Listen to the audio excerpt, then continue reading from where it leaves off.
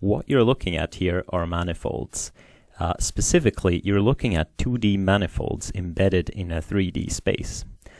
So naturally, these are some kind of bodies that have a surface. And one of the things you might want to do with a manifold like this is to define a convolutional neural network to work on this surface. So usually we have convolutional neural network working on flat surfaces, such as images. But what if you could actually work on a manifold like this?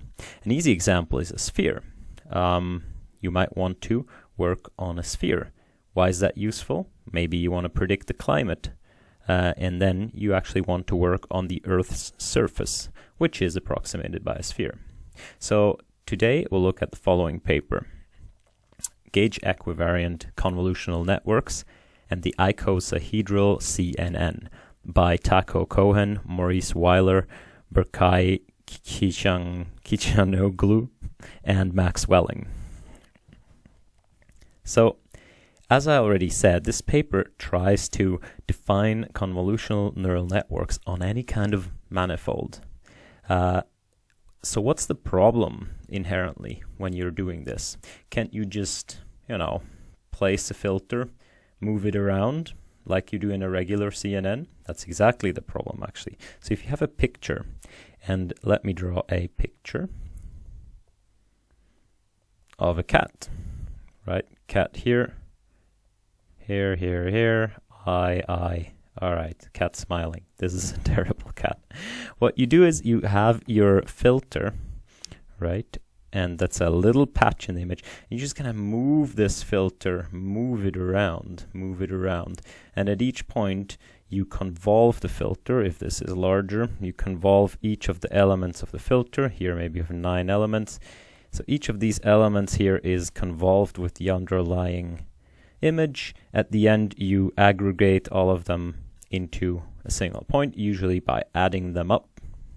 And there, from this image, you produce a new image that is a different thing. So if this kernel here, for example, is a specific kernel that detects lines, you might end up with, or that detects specifically up-down lines, you might end up with just the lines that go up and down in this image. So the eyes here, right?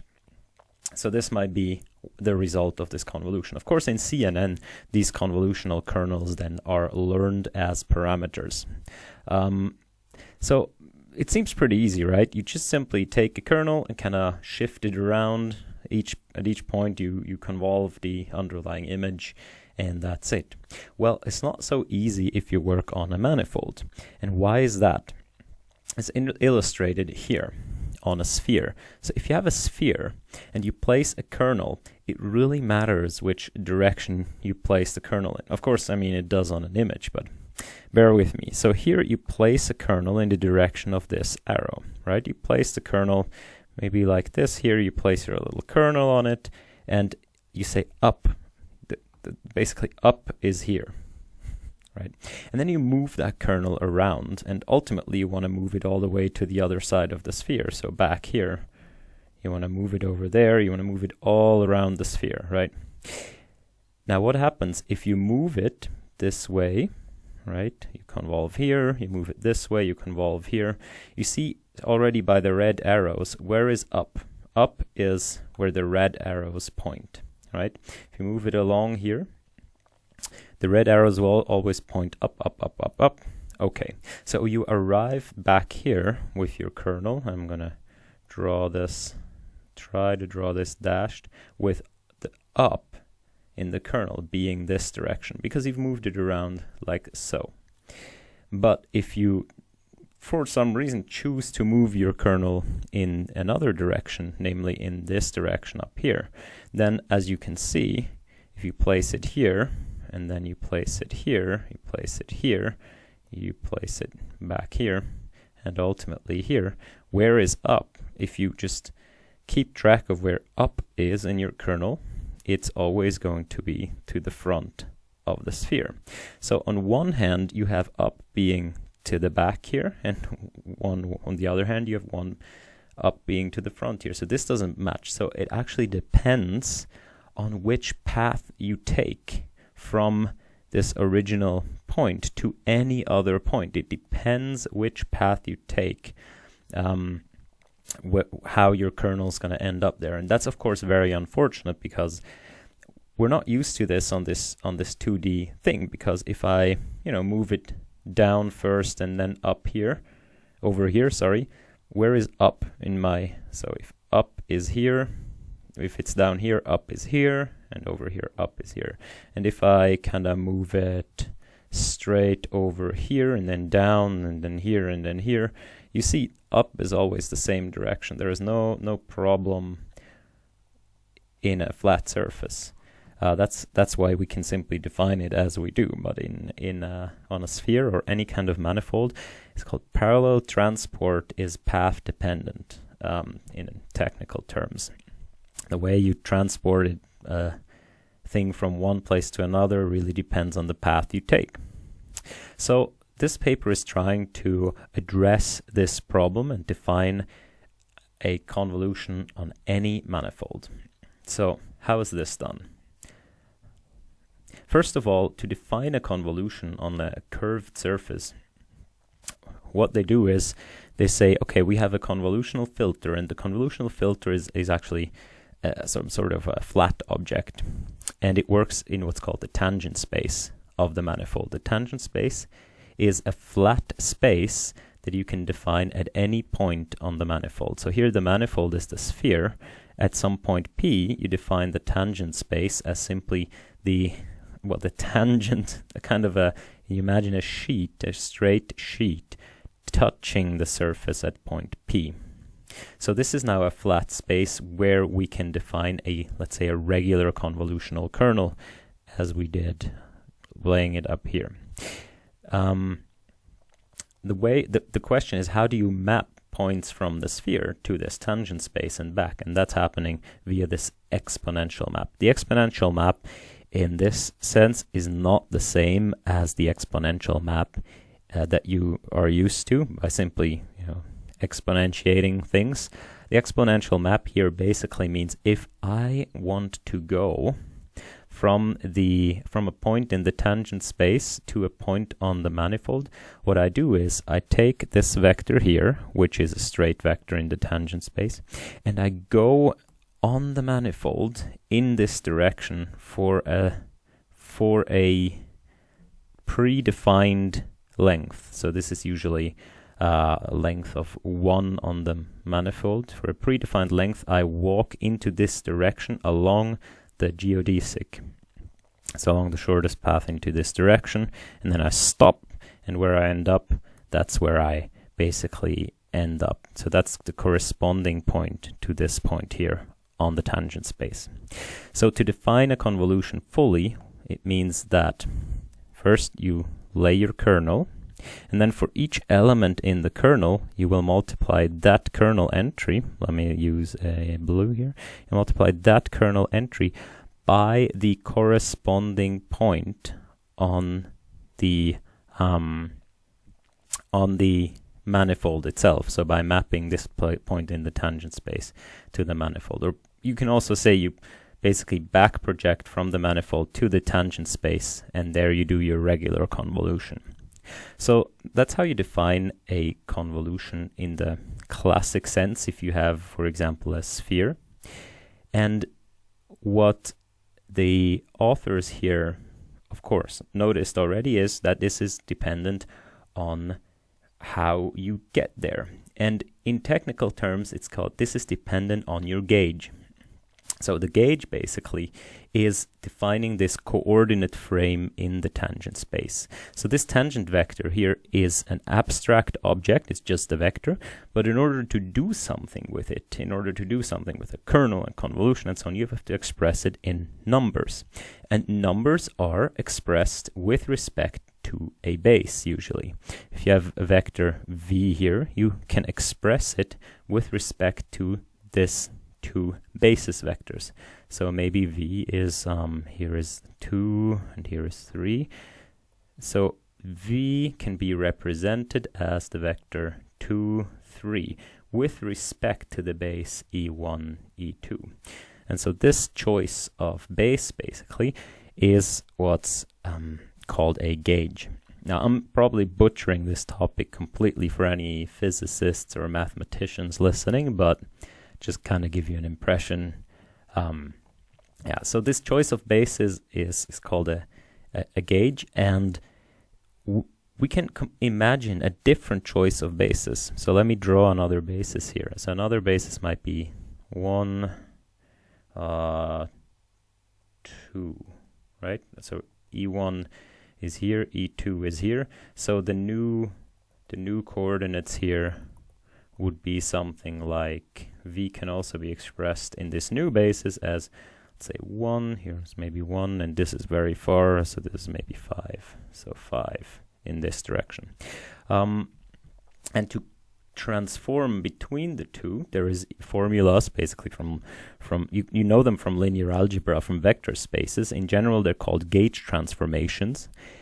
And if we want our convolution to be invariant to the chosen coordinate frames, we have to say, in technical terms, what we mean is the convolution should be gauge equivariant. That means no matter which base we choose, if we choose this base or if we choose this, the result should basically be the same. So within the computation of the convolution, we must account for the fact of which gauge is chosen, and then basically have the result be invariant. And with the result, we don't mean the numbers of the result, because these will change, but we mean the actual object that is resulting. The geometric object that is resulting should be equivariant under gauge transformations. So this is it sounds very technical, but the way I understand it is basically you want to define a convolution on these manifolds such that the result is not dependent on exactly how you shift the kernel around, as long as you account for the fact that you shifted it around this way. Should give you the same result. So for this, they define a condition, and the condition is that the kernel must behave as such. So the V is the input here, and G minus 1 is a transformation of the gauge, as I understand it. And so basically, if you transform the input by a different coordinate frame, then the kernel applied to that different input must behave exactly as the kernel applied to the original input, and then perturbed by these two operations. So this you might notice this, you might know things like this from discussions maybe of what it means for a function to be linear or something, where the function applied to a transformed version must correspond to the function applied to the original version of the input, transformed, so the result transformed by some operation. So if this holds, so this is a condition on the kernel of the convolution, and if you define your convolution in this way, this is a modification to the convolution on the tangent space that we had, then your result will be gauge equivariant. What is this transformation? What is this new convolution they define? They say if you do the convolution this way, then these things will hold. So what is this way? Basically, again, you convolve the kernel with the input, but the f here is the input, k is the kernel. But what you do, if we come up here again, you have to do a slight modification. Your kernel here, if you want to convolve it, let's say this point here, you would not combine this point with the point along the exponential map corresponding to it, right? This point here. But what you would do is you would transport this point back along the geodesic to here, and then you would compute your regular convolution. So this means, this is what this term here means, technically. If you don't understand it, don't worry, I don't either, I guess. This is simply saying that if you perform convolutions on manifolds in this way, and you have the appropriate kernel, then they will be gauge equivariant. So this is pretty cool, because what they do next is they define the convolution on an icosahedron. And an icosahedron is a shape, a 3D geometric shape that's made of like triangles, and I can try to, maybe they have drawn it. I think they have, yes. So, all right, this is an icosahedron.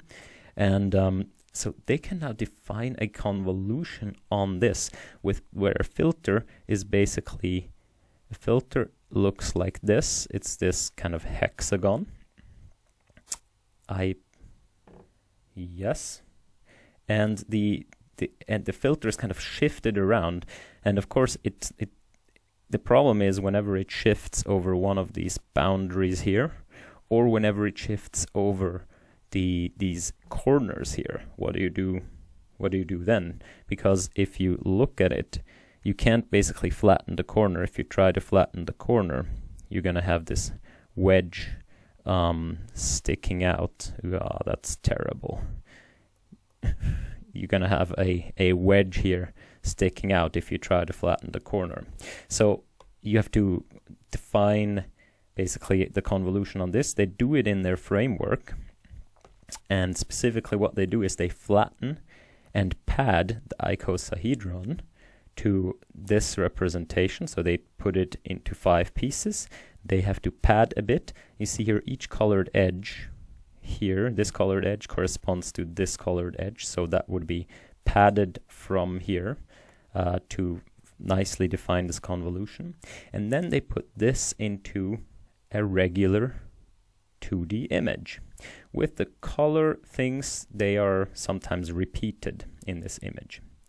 And then they define the filters in this following way. So these are the filters for basically for a 6-channel input image. And what they have to do is they have to do a weight sharing between the filters in a very specific way. And in order for the kernel to have these properties, they need to basically replicate these filters down here. Now if you look, the different colors in these different, let's call them channels, they each have different intensities. And if you look down here, they're all slightly different, which means they're all slightly different linear combinations of the filter up here, or rotations basically. They're all differently arranged, but they're basically, this blue field here is this blue field, but is also, let's see, this one and this one and this one and this one. So the weights here are these original filters are basically arranged such that the weights are shared in this form down here. But if you do this, if you arrange them like this, when you replicate each filter basically 6 times, because you also want 6 output channels, then the filter will have the desired properties and your convolution will be gauge equivariant. So they apply this to IcoMnist. So the complete algorithm is actually down here. They can actually use, if they pad the image in the correct way to the 2D image and expand the kernel to arrange it as we just saw, they can use a regular 2D convolution to compute their result, and that's pretty cool. And this means this also is very, very, very efficient on this icosahedron. So what they do is they apply this to IcoMnist, where they project MNIST on an icosahedron. So they take the image MNIST and they project it onto this, and then they try to classify it on that. And they can actually show that their method outperforms other method and learns these invariances. So learns the symmetries of the icosahedron. Or basically, is invariant to them. Being invariant to the symmetries means you don't have to learn them anymore. If you're not invariant to symmetries, it means you have to learn each one of them separately, right? But if you're invariant to symmetries, then you only have to learn one thing once, and then if the icosahedron is rotated, you're just like, that's just the same thing as this other thing. They also do this, interestingly, to climate pattern segmentation, and also a kind of 2 or 3D omnidirectional segmentation, where you're in a room, a 3D room, and you have an omnidirectional picture, from everywhere. You have a picture, a 3D sphere picture from everywhere. You're asked to segment things in the room and actually outperform all other methods on these data sets. So I find this extremely cool, that kind of this ultra-theoretical work, starting out as ultra-theoretical, then gets implemented into something that beats state-of-the-art methods on relevant tasks. All right, so that was just a brief overview and a very dirty look at these things, but I hope you got something out of it, and thus far, that was it from me. Bye-bye.